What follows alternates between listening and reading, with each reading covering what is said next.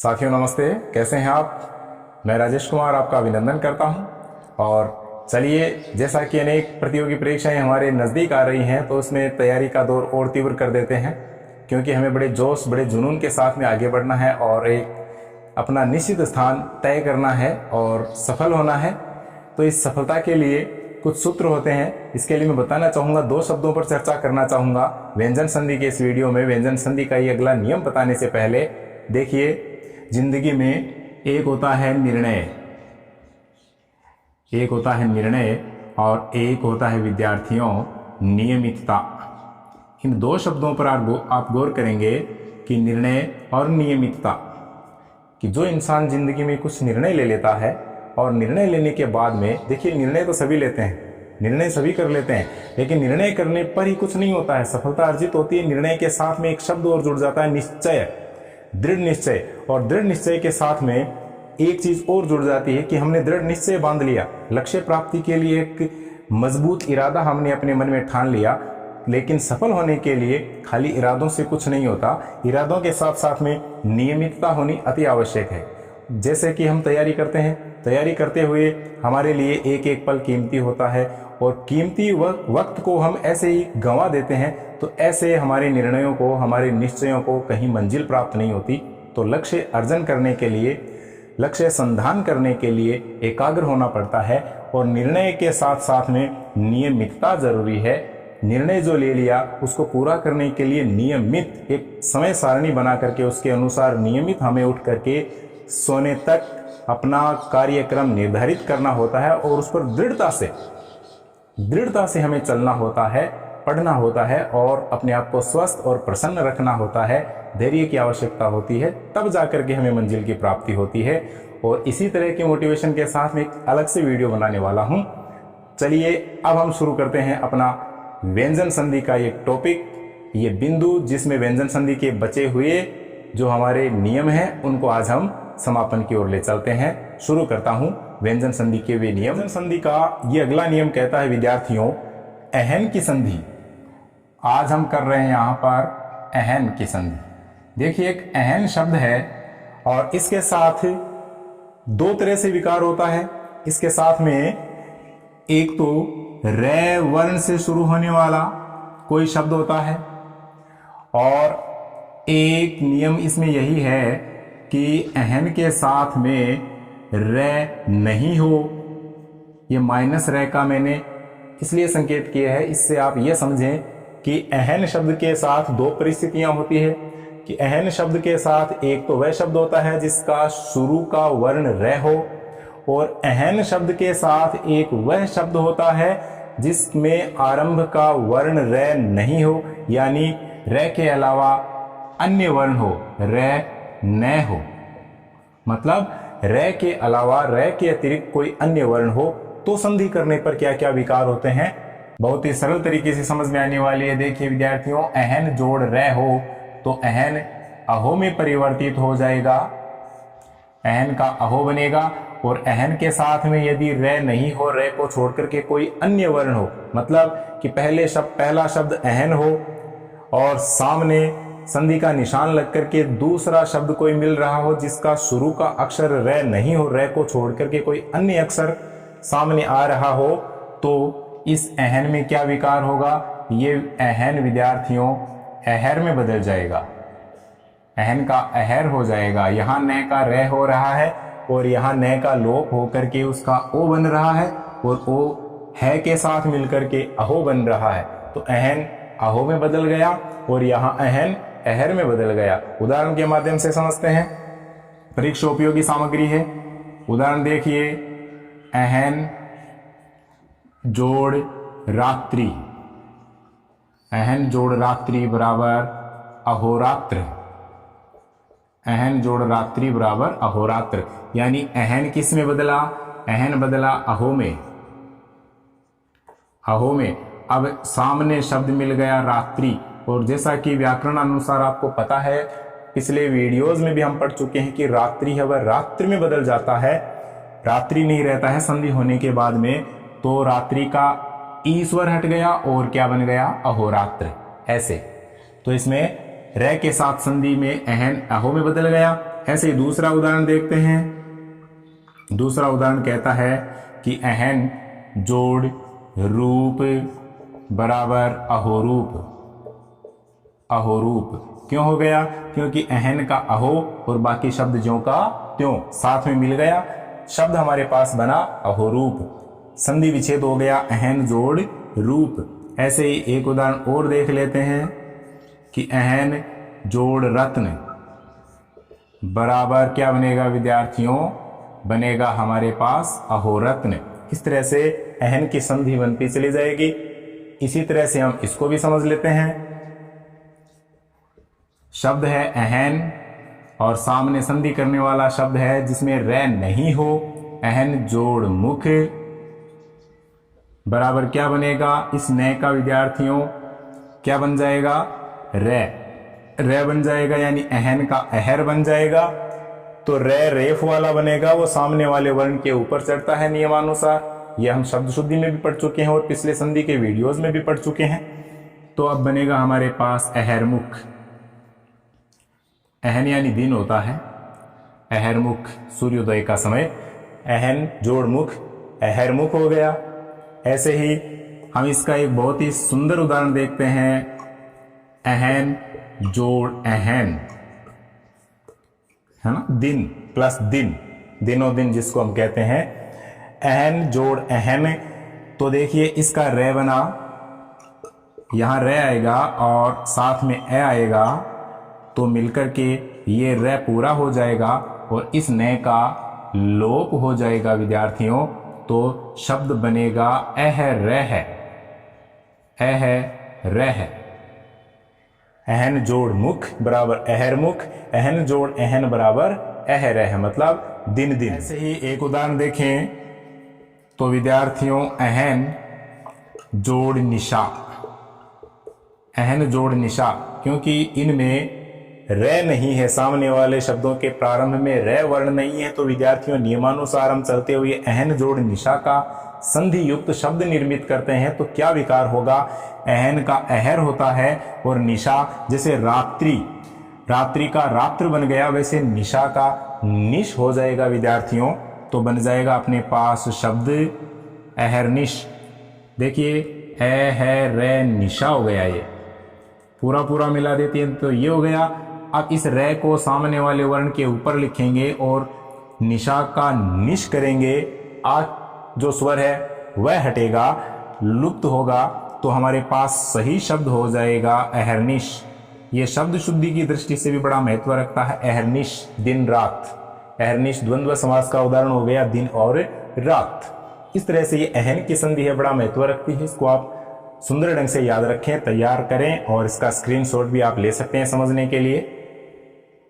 अब व्यंजन संधि की इस व्यंजन लोप संधि में मैं आपको ले चलूं आगे। इस नियम के तहत आप देखेंगे कि किस तरह से कोई शब्द हम अकेला लिखते हैं तो उसमें मात्रा बड़ी होती है, लेकिन जैसे ही हम उसको संधि के साथ लेकर चलते हैं तो उनमें कैसे कैसे विकार हमें नजर आते हैं। यह भी बड़ी विचित्र संधि है, बड़ा विचित्र नियम है। इस रोचक नियम को देखते हैं। देखिए कुछ शब्द होते हैं, जैसे इनको हम हिंदी में लिखते हैं पक्षी, मात्रा बड़ी है, प्राणी मात्रा बड़ी है, और मंत्री मात्रा बड़ी है, और योगी मात्रा बड़ी है। इस तरह के अनेक शब्द हैं जिनमें अकेले लिखते हैं तो ई की मात्रा है वो बड़ी है, लेकिन संधि युक्त करते हैं तो किस तरह से उसमें नए व्यंजन का लोप होता है। ये नए व्यंजन लोप संधि है। तो देखिए नियम कहता है कि नए के साथ में कोई व्यंजन हो, नए व्यंजन के साथ में कोई व्यंजन हो तो नए का लोप हो जाता है। तो इस नए का लोप हो जाता है। और विद्यार्थियों इस नए के साथ ही, नए के साथ यदि स्वर हो, नए के साथ स्वर की संधि करें, स्वर हो, तो भी विद्यार्थियों इस नए का लोप होगा। और साथ में क्या विकार होगा? और स्वर संधि, स्वर संधि भी हो जाएगी। ऐसे उदाहरणों में क्या हो जाएगा, स्वर संधि भी हो जाएगी। जैसे हम देखें, अभी हमने ये यहाँ पर शब्द लिखे, इन्हीं शब्दों का रूप यदि हम संधि के साथ लें तो ये बड़ी मात्रा है वो छोटी मात्रा में हमें नजर आएगी। देखते हैं पहला उदाहरण, पक्षिन।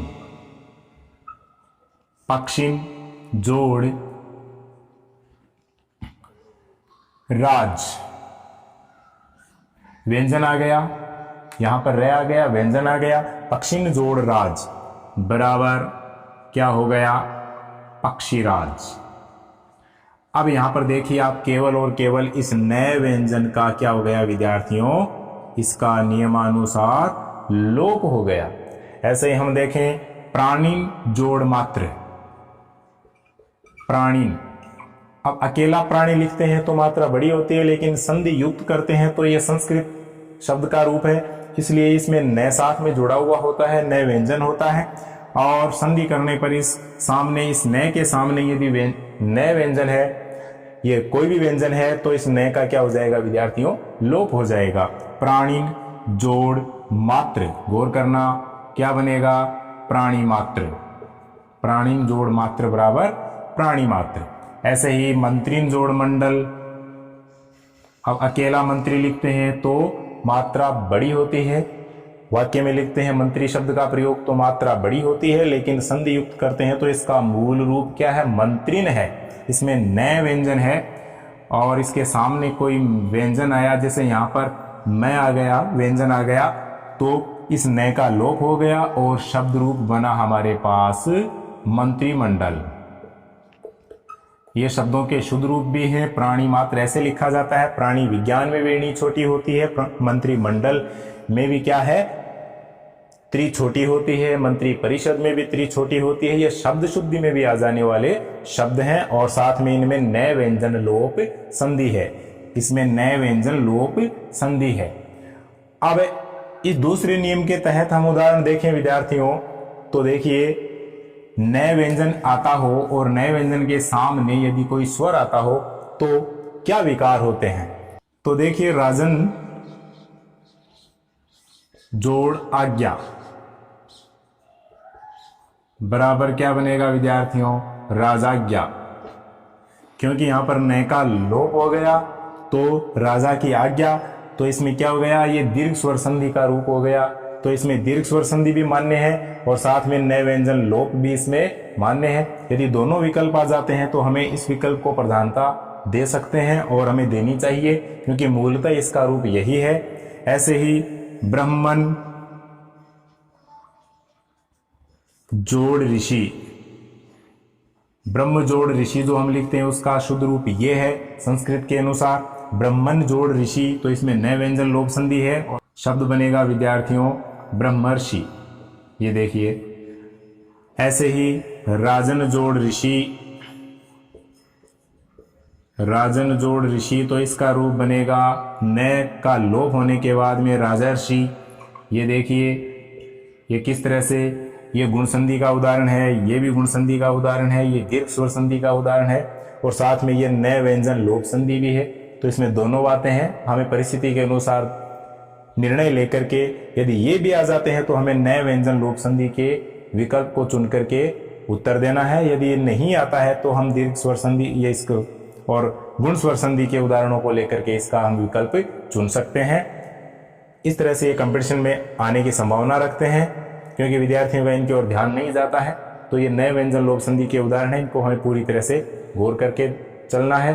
अब हम देखते हैं इसका अगला नियम व्यंजन संधि का।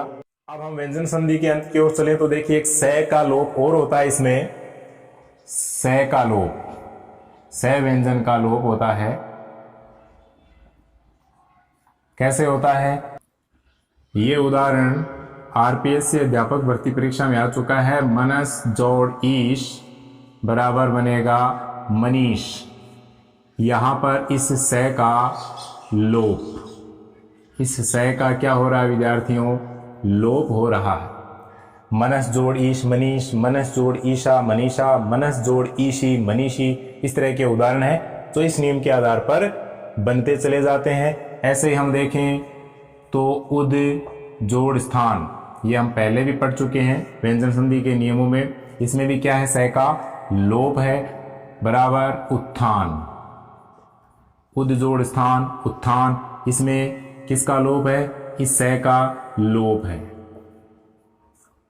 स व्यंजन का लोप है। ऐसे ही हम देखें तो उद जोड़ स्थित